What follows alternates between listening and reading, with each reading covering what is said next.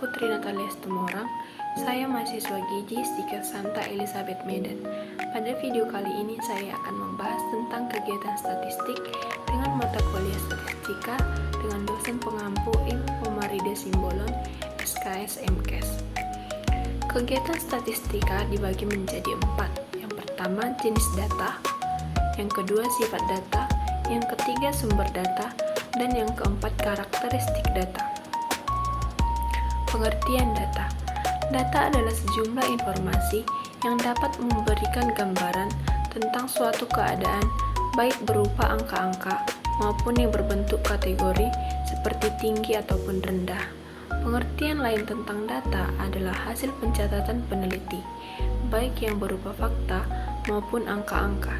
Seorang peneliti atau pemimpin sebuah instansi selalu membutuhkan data untuk dijadikan landasan objektif dalam membuat suatu keputusan atau menarik kesimpulan dari penelitiannya. Jenis data. Jenis data dibagi menjadi 2. Yang pertama, data diskrit dan data kontinu. Data diskrit yaitu data yang diperoleh dari hasil menghitung, sedangkan data kontinu merupakan data dalam bentuk angka atau bilangan yang diperoleh berdasarkan hasil pengukuran. Data kontinu dapat berbentuk bilangan bulat atau pecahan tergantung jenis skala pengukuran yang digunakan. Contoh, untuk data diskrit, jumlah ibu yang memenuhi kebutuhan protein harian sesuai standar dan yang tidak. 59,9% ibu memenuhi asupan protein adekuat, sedangkan 40,90% tidak adekuat. Untuk data kontinu, berat badan ibu menyusui yang diukur dalam kilogram dan dapat memiliki nilai dalam rentang tertentu. Yang kedua, tinggi badan ibu menyusui yang diukur dalam sentimeter. Sifat data. Sifat data juga dibagi menjadi 2. Yang pertama itu data kualitatif dan data kuantitatif. Data kualitatif adalah data yang tidak berbentuk angka. Data kualitatif diperoleh melalui berbagai macam teknik pengumpulan data, misalnya wawancara, analisis dokumen, diskusi terfokus, atau observasi yang telah dituangkan dalam catatan lapangan. Sedangkan data kuantitatif ialah data yang berbentuk bilangan atau angka. Sesuai dengan bentuknya, data kuantitatif dapat diolah atau dianalisis menggunakan teknik perhitungan matematika atau statistika. Contoh data kualitatif. Pola makan ibu menyusui seperti jenis makanan yang sering dikonsumsi, frekuensi makan, kebiasaan pembatasan jenis makanan tertentu, dan ragam variasi makanan dalam sehari. Contoh data kuantitatif, jumlah kilokalori yang dikonsumsi ibu setiap hari, serta kebutuhan tambahan kalori selama masa menyusui. Kemudian sumber data. Sumber data dibagi menjadi 3. Yang pertama, sumber data menurut cara memperolehnya. Yang kedua, sumber data menurut sumbernya. Dan yang ketiga, sumber data menurut cara penyusunannya.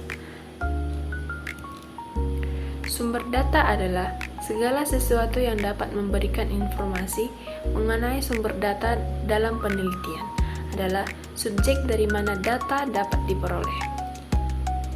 Yang pertama, sumber data menurut cara memperolehnya dibagi menjadi 2. Yang pertama, data primer, dan yang kedua, data sekunder. Data primer adalah data yang diperoleh atau dikumpulkan oleh peneliti secara langsung dari sumber datanya. Data primer juga disebut sebagai data asli atau data baru yang memiliki sifat up-to-date. Data sekunder adalah data yang diperoleh atau dikumpulkan peneliti dari berbagai sumber yang telah ada. Data sekunder dapat diperoleh dari berbagai sumber seperti Biro Pusat Statistik atau BPS, buku, laporan, jurnal, dan lain-lain. Contohnya, contoh data primer. Pengukuran antropometri ibu menyusui seperti berat badan, tinggi badan, lingkar lengan atas, dan indeks massa tubuh yang dilakukan secara langsung. Sedangkan contoh data sekunder, data rekapan kadar posyandu mengenai identitas dan status gizi ibu menyusui di wilayah tertentu yang digunakan sebagai bahan analisis lebih lanjut. Kemudian sumber data menurut sumbernya dibagi juga menjadi dua. Yang pertama itu data internal dan yang kedua data eksternal. Data internal adalah data yang menggambarkan keadaan dalam suatu organisasi. Pada dasarnya, data internal meliputi data input dan output suatu organisasi.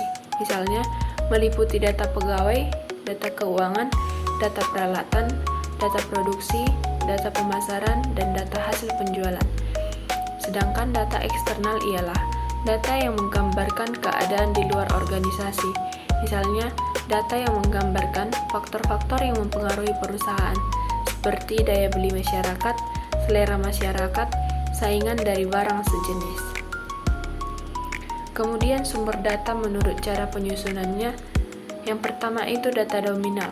Data nominal ialah data statistik yang memuat angka yang tidak mempunyai arti apa-apa. Angka yang terdapat pada data ini hanya merupakan tanda atau simbol dari objek yang akan dianalisis. Sedangkan data ordinal adalah data statistik yang mempunyai data berjenjang, tetapi perbedaan antara angka satu dan angka yang lainnya tidak konstan atau tidak mempunyai interval yang tetap. Kemudian, data internal. Data internal adalah data yang jarak satu dan lainnya sama dan telah ditetapkan sebelumnya, atau juga data interval adalah data statistik di mana terdapat jarak yang sama antara hal-hal yang diselidiki atau dipersoalkan. Sedangkan data ratio adalah jenis data yang mempunyai tingkat tertinggi. Data ini selain mempunyai interval yang sama, juga mempunyai nilai nol atau mutlak. Misalnya, hasil pengukuran panjang, tinggi, dan berat. Dalam ratio, nilai nol betul-betul tidak mempunyai nilai. Karakteristik data. Karakteristik data dibagi menjadi 5. Yang pertama, tingkat objektivitas tinggi. Yang kedua, data harus mewakili atau representatif. Yang ketiga, relevansi tinggi. Dan yang keempat, tingkat kesalahan rendah. Serta yang terakhir, tepat waktu. Saya akan menjelaskannya satu-satu. Tingkat objektivitas tinggi. Jika kita menganalisis data, maka data yang kita gunakan harus benar-benar objektif. Data yang harus benar-benar menggambarkan keadaan nilai dari variabel yang kita analisis. Yang kedua, data harus mewakili atau representatif. Jika data yang kita kumpulkan merupakan bagian dari suatu populasi, maka banyaknya nilai data yang kita analisis harus mewakili karakteristik populasi, sehingga kesimpulan yang kita tarik harus dapat berlaku secara umum bagi parameter-parameter populasi. Yang ketiga, relevansi tinggi. Data yang kita kumpulkan dan kita olah harus merupakan nilai dari variabel yang mempunyai hubungan dengan permasalahan yang akan dipecahkan. Yang keempat, tingkat kesalahan rendah. Apabila data yang kita kumpulkan berasal dari populasi yang mempunyai karakteristik homogen, maka cukup dengan menggunakan sampel kecil. Sebaliknya, apabila karakteristik populasi sangat beragam, maka kita perlu menggunakan sampel besar agar diperoleh stand error kecil. Dan yang terakhir itu tepat waktu. Untuk memecahkan masalah yang relatif kompleks, maka data yang akan kita gunakan sebagian informasi dalam pengambilan keputusan harus up to date mungkin. Karena jika data tidak aktual, maka permasalahan yang akan kita pecahkan sudah mengalami perubahan dan sudah muncul permasalahan baru.